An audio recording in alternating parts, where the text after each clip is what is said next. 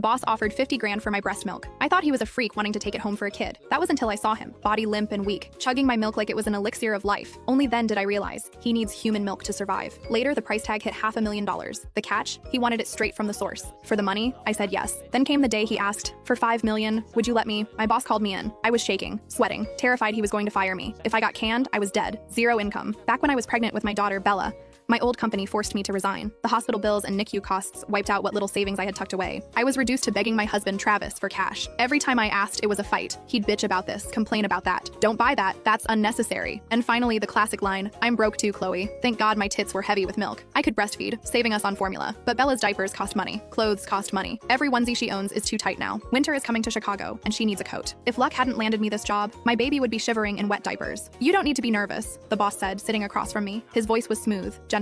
Mr. Sterling is 33 this year. He looks refined, scholarly, and harmless. The kind of guy you instinctively trust. I called you in for a personal matter. My shoulders dropped. I relaxed. Mr. Sterling gave me a slight smile. He's handsome, depressingly so. But what I envy more is the stench of old money on him. He's loaded. I wished I could be like him. God, I regret being so young and stupid, marrying Travis and popping out a kid before I knew how the world worked. Now my life is a misery, and my child is suffering for it. Are you currently lactating? I want to buy some of your breast milk. Is that okay? Rest assured, I will pay. I naturally assumed he had a kid at home, or maybe a friend's baby was starving and the mom ran dry. In our mommy groups, people ask for donor milk sometimes. Usually nobody charges for it. If you're leaking, you donate. So I said, Mr. Sterling, if you need it, you don't have to pay. Bella can't finish it all anyway. I usually just dump the extra down the sink. Mr. Sterling shook his head quickly. No, I don't like owing favors. Plus, I need a strict daily supply. If I don't pay you, I can't enforce my demands. Demands? Okay. If money wasn't involved, demands would be rude. But with cash on the table, that changes things. I nodded. All right, but you don't need to pay too much. Just a token amount. Kissing the boss's ass seemed like a good insurance policy against getting fired. Mr. Sterling added me on Venmo and instantly zapped me $50,000. Holy shit. I stared at him in shock. That's way too much. He stopped me from protesting. Don't refuse. I have a lot of requirements. You've passed your medical checks, so I know your milk is clean. Also, I have some intrusive requests, which is why the price is so high. Looking at that $50K, my heart ached. My bank account currently had $80 in it. I skipped lunch daily, surviving on the free crackers and stale coffee in the break room just to save pennies. I was dirt poor. Because I was poor, Travis and his monster of a mother, Mrs. Higgins, treated me like garbage, and I couldn't dare divorce him. If I divorced him, they'd fight for custody. With no money, I'd lose Bella. Even if I won, I couldn't afford childcare,